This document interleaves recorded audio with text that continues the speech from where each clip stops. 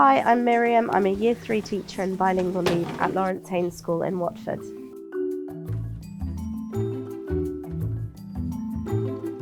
Talk to Writing is about providing scaffolding activities to support learners with their writing so that when they come to write they feel fully prepared. What activities you use exactly will depend on the learner, their proficiency in English, and of course the focus of the lesson. But it can include things like collaborative activities, using visuals and modelling. Today we are going to be learning about fairy tales. Yeah, who knows what a fairy tale is? Andra? Is that called a story? What kind of characters do they have? Fairies? Heroes. That's a type. Heroes and Villains. Villains, well done, right? Today in this lesson, the aim was to write a fairy tale. So I had to think about how I was going to get the children to the point where they could write. It's a mixed proficiency group, but they all speak the same first language. I used a few different activities to scaffold the learning. For example, we started off with vocabulary development using widget visuals, thesauruses, and a graphic organizer. So today we're going to focus on that start of a story, right? We're going to think of a setting, a villain, and a hero. Yeah? Is that good? Okay, so what kind of settings could we have? In a little forest with a cottage. A little forest with a cottage, I like that. Where else could our characters live? Castle, yeah, well done. Okay, this is our graphic organizer we're going to use. Right, have a look. Okay, I want you to take a moment and think about what kind of setting your character might live in. On the widgets, you've got some ideas. You've got a woodland, a cottage, and a castle.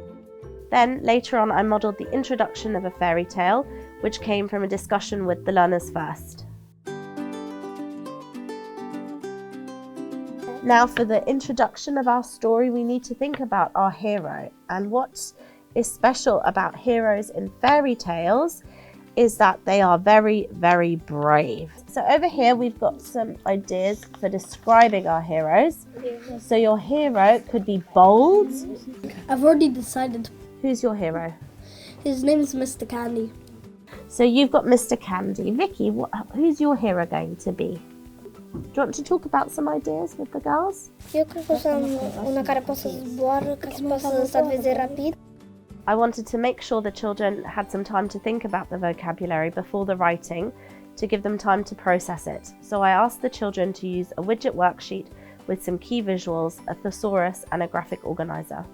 Now, is our writing interesting if we just call it a woodland, a cottage or a castle? No. No. What kind of words could we use to describe it? Thorny. Thorny, I love it. Well done. Right, I'm going to write down my ideas on this paper. You can write down your ideas on this piece of paper if you want. I asked them to make a note of the keywords in the graphic organizers so that they could use this later when they came to writing.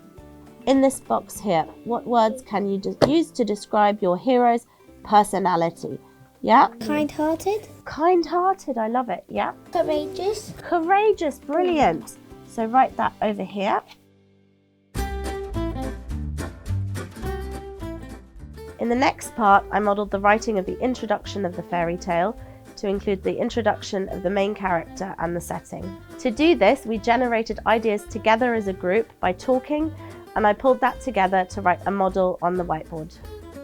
So we're going to refer to our plan. We're going to look at our plan. That's going to help us because we've spoken so much about it. It's going to help us write some really great sentences. So, how do we start a fairy tale? How do we start it? Once upon a time. Once upon a time? Yeah. Many moons ago. Many moons ago? Many years ago. Many years ago. Luca, what do you like? Many decades ago. Many decades ago. So we're going to be writing the start of our fairy tale. We're going to start with a fronted adverbial, move on to introducing our character, what they're called. Then we're going to say where they lived and next to what they lived and describe their personality.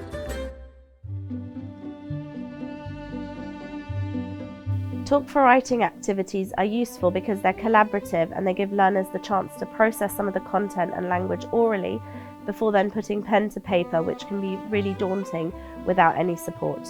It breaks it down for learners, and the modelling helps to provide a sort of safety net so that they know that they can get it right, and it gives them a starting point. Should we look at our stories and read our examples to each other? Yeah? Once upon a time, there lived a boy called Little Red Hat.